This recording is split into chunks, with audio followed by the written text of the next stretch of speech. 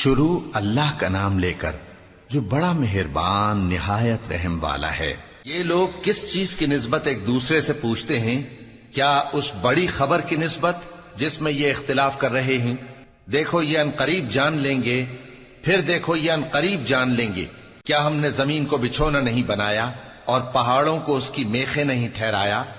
اور ہم نے تم کو جوڑا جوڑا پیدا کیا اور نیند کو تمہارے لیے موجب آرام بنایا اور رات کو پردہ مقرر کیا اور دن کو معاش کا وقت قرار دیا، اور تمہارے اوپر 7 مضبوط آسمان بنائے اور آفتاب کا روشن چراغ بنایا، اور نچڑتے بادلوں سے موسلا دھار میں برسایا تاکہ ہم اس سے اناج اور نباتات پیدا کریں اور گھنے گھنے باغ۔ بے شک فیصلے کا دن مقرر ہے، جس دن سور پھونکا جائے گا تو تم لوگ فوج در فوج موجود ہوگے، اور آسمان کھولا جائے گا تو اس میں دروازے ہو جائیں گے، اور پہاڑ چلائے جائیں گے تو وہ ریت ہو کر رہ جائیں گے۔ بے شک دوزخ گھات میں ہے، یعنی سرکشوں کے لیے کہ ان کا وہی ٹھکانہ ہے، اس میں وہ صدیوں پڑے رہیں گے۔ وہاں نہ ٹھنڈک کا مزہ چکھیں گے، نہ کچھ پینا نصیب ہوگا مگر کھولتا پانی اور بدبودار پیپ۔ یہ بدلہ ہے ان کے اعمال کے موافق۔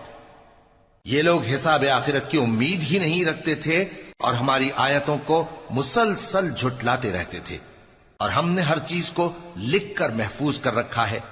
سو اب مزہ چکھو، ہم تم پر عذاب ہی بڑھاتے جائیں گے۔ بے شک پرہیزگاروں کے لیے کامیابی کا گھر ہے، یعنی باغ اور انگور اور ہم عمر بھرپور جوان عورتیں اور شراب کے چھلکتے ہوئے جام۔ وہاں وہ نہ بیہودہ بات سنیں گے نہ جھٹلانے کی باتیں۔ اے نبی صلی اللہ علیہ وآلہ وسلم، یہ تمہارے پروردگار کی طرف سے صلہ ہوگا جو حساب کے مطابق انعام ہوگا۔ وہ پروردگار کہ جو کچھ آسمانوں اور زمین میں اور جو ان دونوں کے درمیان ہے سب کا مالک ہے، بڑا مہربان ہے، کسی کو اس سے بات کرنے کا یارہ نہ ہوگا۔ جس دن جبریل امین اور دوسرے فرشتے صف باندھ کر کھڑے ہوں گے تو کوئی بول نہ سکے گا مگر جس کو رحمان اجازت بخشے اور وہ بات بھی درست ہی کہے۔